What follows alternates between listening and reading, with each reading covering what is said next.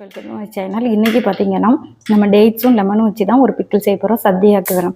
நம்ம வந்து எண்ணெய் சூடாகிட்டு கடுகு போட்டுட்டோம். எண்ணெய் அடுத்துல பார்த்தீங்கன்னா இஞ்சி பூண்டு எல்லாத்தையும் சேர்க்கப்போம். இதுக்கு இப்போ பார்த்தீங்கன்னா இதில் வந்து இஞ்சி பூண்டு பச்சை மிளகாய் இனி காஞ்ச மிளகா இது கருவேப்பிலெல்லாம் சேர்க்கணும்.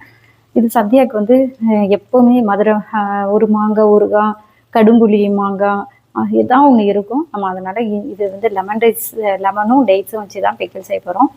ஸோ பார்த்திங்கன்னா இது நல்லா வேகிட்டு வெந்ததுக்கப்புறம் நம்ம வந்து அடுத்த கருவேப்பிலை சேர்க்குறோம். அதுக்கப்புறம் ஈந்தப்பழம் சேர்க்கலாம். இப்போ இந்த ஸ்டேஜில் நான் வந்து காஷ்மீர் மிளகும் நம்ம காயப்பொடி அதுக்கப்புறம் பார்த்திங்கன்னா நம்மளோட வெந்தயப்பொடி மஞ்சள் பொடி இவ்வளோத்தையும் நான் வந்து ஆட் பண்ணேன். ஏன்னா இது கூடவே என்ன பண்ணணும்னா கொஞ்சம் உப்பு சேர்க்கணும். அப்போனா தான் கரெக்டான பக்குவத்துக்கு வரும். இது வந்து வினிகர் வந்து கொஞ்சம் தண்ணி சுடுதண்ணியோடு சேர்த்து தான் வைக்கணும். டைரெக்டாக ஊற்றக்கூடாது. அப்போ தான் கெடாமல் இருக்கும். அதுக்காக பார்த்தீங்களா. இப்போ இது கூட நான் இந்த பழத்தை குரு இல்லாமல் எடுத்து வச்சுருக்கேன். ஸோ இதுவும் ஆட் பண்ணிடணும். ஆட் பண்ணி இது எல்லாம் மெல்ட் ஆகி இது கூட அப்படியே மிக்ஸ் ஆகணும்.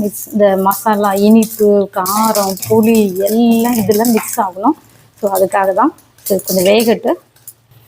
ஆல்மோஸ்ட் பார்த்திங்கன்னா நல்லா ஈந்த பழம் வந்து வெந்து குழஞ்சி வந்தாச்சு. இந்த டைமில் நம்ம பார்த்திங்கன்னா லெமனை கட் பண்ணி உப்பு போட்டு வச்சுருக்கோம். ஸோ இதை வந்து ஆட் பண்ண போகிறோம். இப்போ எல்லாத்தையும் மிக்ஸ் பண்ண போகிறேன்.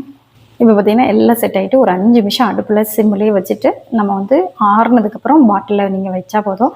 இதே மாதிரி செஞ்சு பாருங்கள். இது எத்தனை நாள்னாலும் கெடாமல் இருக்கும். எனக்கு லாஸ்ட் டைம் நான் வந்து செஞ்சது வந்து 6 மந்த்துக்கு மேலே ஃப்ரிட்ஜில் வச்சு நான் சாப்பிட்டுட்டே இருந்தேன்.